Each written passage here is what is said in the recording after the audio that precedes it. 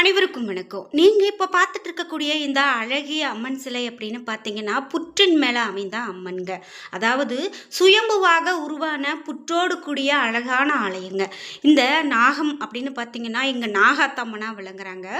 இங்க அமைந்திருக்கக்கூடிய இந்த அம்மனை வழிபாடு செய்யும்போது, வாழ்க்கையில மிகப்பெரும் மாற்றங்களை கண்டிருக்கிறோம் அப்படின்னு சொல்லி அனுபவ ரீதியா நிறைய பக்தர்களை நம்மளால பார்க்க முடியுதுங்க.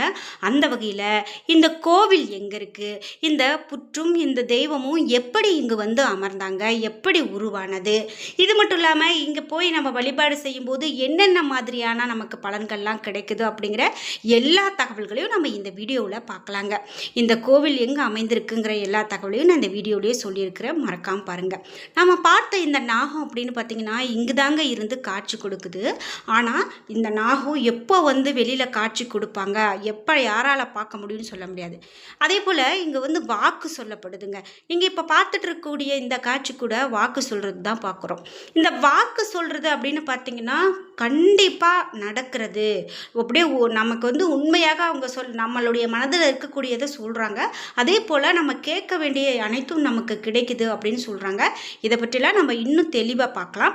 வீடியோவை ஸ்கிப் பண்ணாமல் பாருங்கள். வீடியோவை பார்க்கும்போது நீங்கள் எந்த ஊரை சார்ந்தவங்க, நீங்கள் இந்த மாதிரி நாகம் இருக்கக்கூடிய கோவிலுக்கு புற்று அம்மனை வழிபாடு செய்திருக்கீங்களா அப்படிங்கிற உங்களுடைய கருத்துக்களை கமெண்ட் பாக்ஸில் பதிவிட்டுருங்க. வீடியோவை ஸ்கிப் பண்ணாமல் பாருங்கள். நீங்கள் இன்னும் உற்சாகம் டிவி சேனலை சப்ஸ்கிரைப் பண்ணாமல் இருந்தால் சப்ஸ்கிரைப் பண்ணிக்கோங்க. கூடவே இருக்க பெல் ஐகானை மறக்காமல் கிளிக் பண்ணிடுங்க. வாங்க வீடியோக்குள்ளே போகலாம்.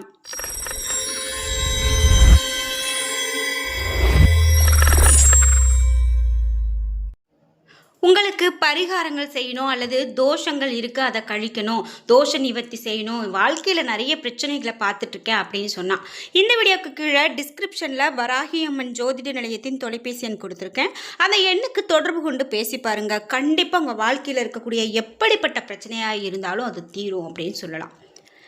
இந்த வீடியோவில் நம்ம பார்த்துட்டு இருக்கக்கூடியது அப்படின்னு பார்த்தீங்கன்னா ஸ்ரீ புற்று நாகாத்தம்மன். இந்த புற்று நாகாத்தம்மன் இங்கே எப்படி வந்தாங்க அப்படின்னு கேட்கக்கூடிய வரலாறு ரொம்பவே ஒரு ஆச்சரியமாக இருக்குங்க. அதாவது இந்த இடம் ஒரு காட்டு பகுதியாக இருந்திருக்கு. இந்த காட்டில் ஏராளமான மரங்கள் இருந்திருக்குங்க. இந்த மாதிரி கருவேல மரங்களும் வேப்ப மரங்களும் அப்படின்னு ஒரு ஃபாரஸ்ட் அப்படின்னு சொல்லலாம். அந்த மாதிரி இருக்கக்கூடிய இடத்துல எல்லா மரங்களையும் அழிச்சுக்கிட்டே வராங்க. அப்போது இந்த மரத்தையும் நாம் அந்த இடத்துல இருந்து அகற்றணும் அப்படின்னு சொல்லி இந்த மரத்தை அகற்றத்துக்காக வரும்போது அங்கே மரத்தை அகற்றத்துக்கான ஒரு சூழ்நிலை தடைப்பட்டுக்கிட்டே இருக்கு. அதை நடத்த முடியாமல் ஒரு சூழ்நிலை இருந்துக்கிட்டே இருக்கு.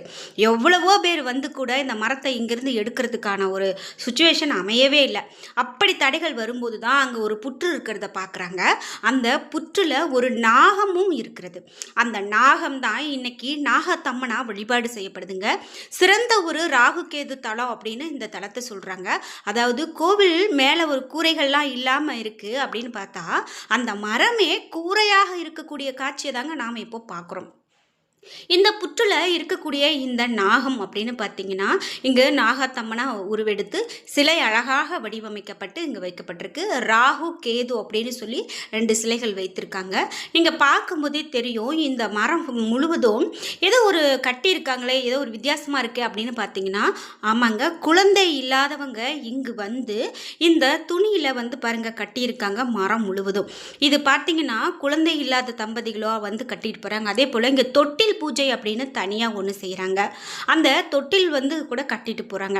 இங்கே கண்டிப்பாக அதாவது 20 வருடம் 17 வருடம் அப்படின்னு குழந்தை இல்லாதவங்க கூட இந்த கோவிலுக்கு இந்த மரத்தில் தொட்டில் கட்டிட்டு போய் இந்த அம்மனை வழிபாடு செய்து குழந்தை பேர் பெற்றிருக்காங்க அப்படிங்கிறது எவ்வளவு பெரிய விஷயங்க.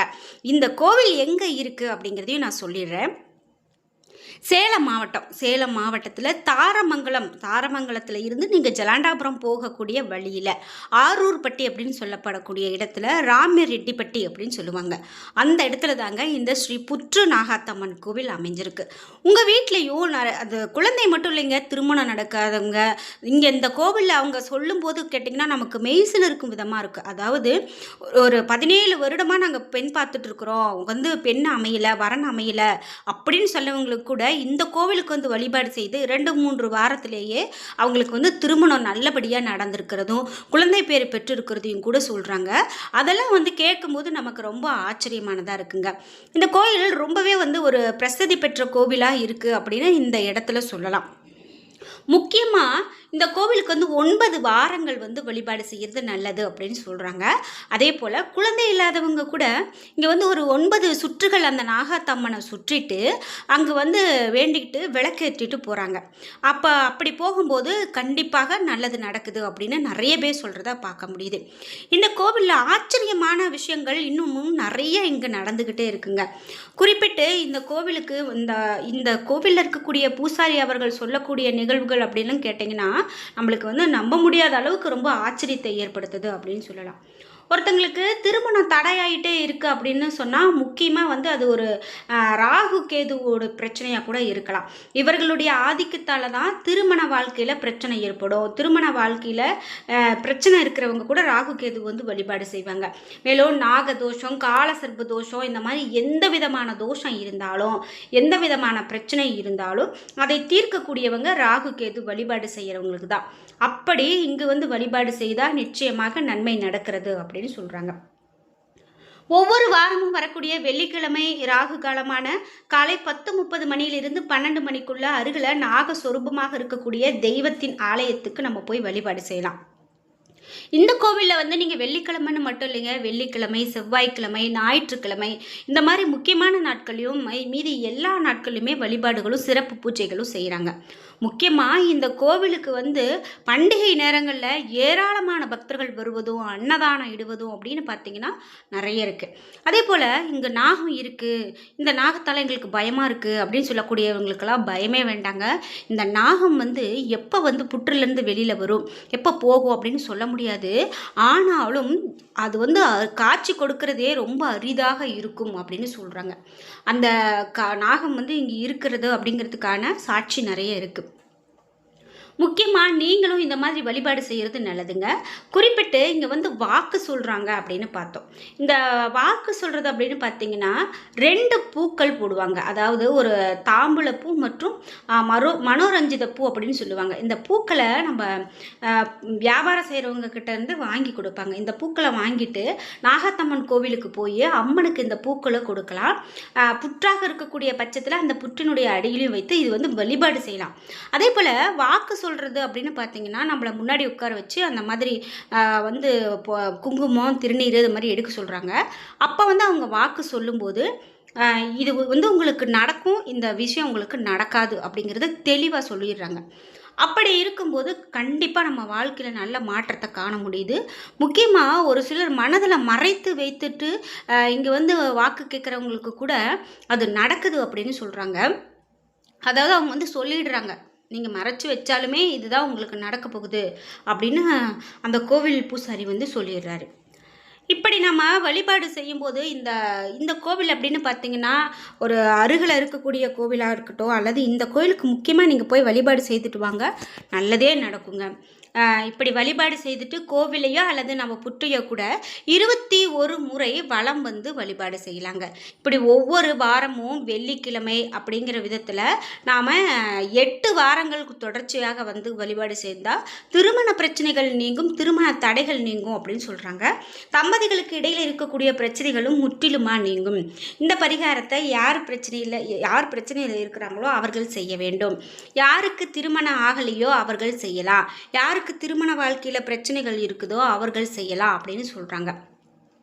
முழு மனதோடு இந்த வழிபாட்டை நம்ம முறையாக பின்பற்றி வந்தோம் அப்படின்னா திருமணம் நிச்சயமாக நடக்கும், சந்தோஷமான வாழ்க்கை அமையும் அப்படின்னு சொல்கிறாங்க.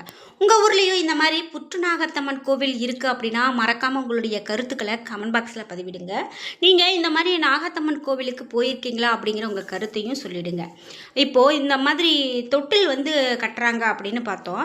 குழந்தை இல்லாதவங்க அவங்க அணிந்திருக்கக்கூடிய ஆடை, அதாவது ஒரு புடவை, அந்த புடவையில் வந்து ஒரு சிறு துணியை கிழிச்சிட்டு இந்த மரத்தில் அம்மனுக்கு பின்னாடி இருக்கக்கூடிய மரத்தில் வந்து கட்டி விடுறாங்க.